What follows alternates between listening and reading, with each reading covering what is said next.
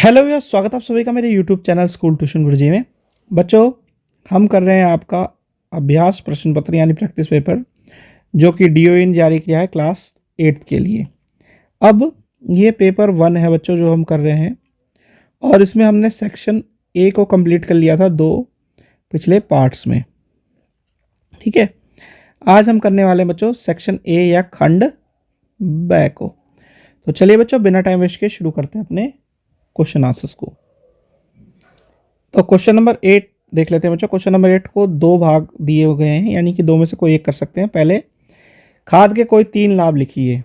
तो खाद के सबसे पहला लाभ ये है कि ये क्या करती है, ये जो ह्यूमस कंटेंट है उसे बढ़ा देती है, पानी सोखने की क्षमता को बढ़ा देती है बच्चों आपके। तीसरा क्या है, ये जो उसकी छोटी छोटी उर्वरक की जो रिक्वायरमेंट होती है, न्यूट्रिएंट की रिक्वायरमेंट होती है, उसे पूरा कर देती है। और चौथी क्या करती है, जो माइक्रोब्स या छोटे छोटे सूक्ष्म जीवों की या सूक्ष्म चीज़ों की रिक्वायरमेंट होती है उसे पूरा कर देती है बच्चों। ठीक है, ये चीज़ें ये करती है।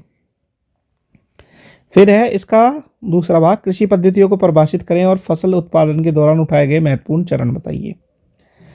तो इसमें कई सारे चरण हैं बच्चों। सबसे पहले क्या करते हैं, मिट्टी को तैयार करते हैं, फिर बीजों को बोते हैं, तीसरे पे आपका खाद और उर्वरक उसमें डालते हैं, चौथे पे पानी देते हैं उसमें, पांचवे पे क्या करते हैं, अगर उसमें कोई खरपतवार अगर उग गया है तो उसे हटाते हैं, फिर छठे पे क्या करते हैं, उसकी कटाई करते हैं, और सातवें पे क्या करते हैं, सातवें पे उन सब चीज़ों को जो हमारी फसल यानी कि हुई है उसे एक अच्छी जगह रखते हैं ताकि वो खराब ना हो बच्चों। अब क्वेश्चन नंबर 9 देख लेते हैं। क्वेश्चन नंबर 9 आपका है, निम्नलिखित को सही मिलान करना है आपको। तो सही मिलान के लिए सबसे पहला आपका सीएनजी है। सीएनजी क्या है बच्चों, गैर प्रदूषणकारी ईंधन है। सौर ऊर्जा क्या है, नवीनीकरण सूत्र है। पेट्रोलियम आपका काला सोना है। एंथ्रेसाइट आपका 98% कार्बन सामग्री है। तारकोल क्या है बच्चों, आपका चिपचिपा तरल है। केरोजिन मोमी पदार्थ है। फिर है क्वेश्चन नंबर 10। क्वेश्चन नंबर 10 में पहले वाला भाग देख लेते हैं। यह है, जब हम बोलते हैं तो क्या हमारे शरीर का कोई हिस्सा कंपन करता है, उस भाग का नाम बताइए। तो जब हम बोलते हैं बच्चों, हमारा स्वर तंत्र, स्वर तंत्री जो गले में होता है हमारे, वो कंपन करता है। ठीक है बच्चों, यही इसका आंसर है, छोटा सा आंसर है। चलिए अगला क्वेश्चन देखते हैं बच्चों। इसमें बी भाग देख लेते हैं बच्चों। अब अनिल ने रात में अपने घर से कुछ दूरी पर एक पटाखे को फूटते देखा। पटाखा फूटता देख थोड़ी देर बाद उसे पटाखे की आवाज़ सुनाई दी। ध्वनि सुनने के में देरी का कारण बताइए। तो होता क्या है बच्चों, जो आपका प्रकाश है वो आपका ध्वनि के मुकाबले काफ़ी तेज़ी से गति करता है। ठीक है, तो इसलिए हमें प्रकाश पहले दिखाई दिया और ध्वनि बाद में सुनाई दी। अब इसमें सी भाग देख लेते हैं बच्चों। 2 संगीत वाद्य यंत्रों के नाम बताइए जो तारों को हिलाकर ध्वनि उत्पन्न करते हैं। तो बच्चों आपका गिटार हो गया, वायलिन हो गया, सारे के सारे इसमें आते हैं बच्चों। ठीक है,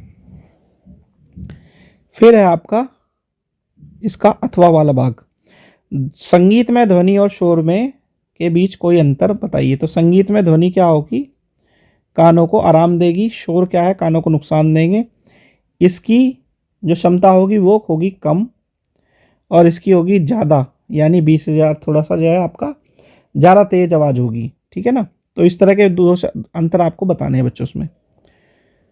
अब है क्वेश्चन नंबर 11। क्वेश्चन नंबर 11 क्या कहता है, कुएं निम्नलिखित कथनों के लिए आपको रिक्त स्थानों की पूर्ति करनी है। तो यह है, कुएं से पानी निकालने के लिए हमें रस्सी पर डैश लगाना पड़ता है। तो रस्सी पर क्या लगाना पड़ता है, आपको बल लगाना पड़ता है और उसे खींचना पड़ता है बच्चों।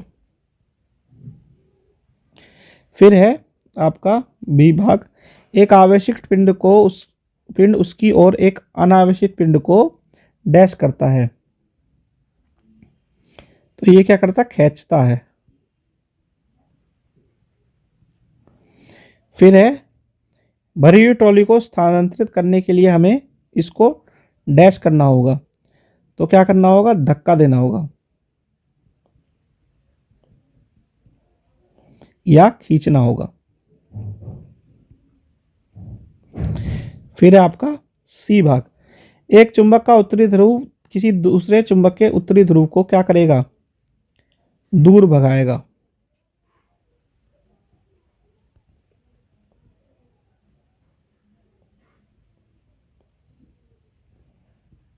ठीक है बच्चों, तो ये वाला पार्ट हो गया यही कंप्लीट। आशा करता हूँ आपको वीडियो अच्छी लगी होगी। Thank you. नेक्स्ट पार्ट में करेंगे बच्चों हम अगला सेक्शन।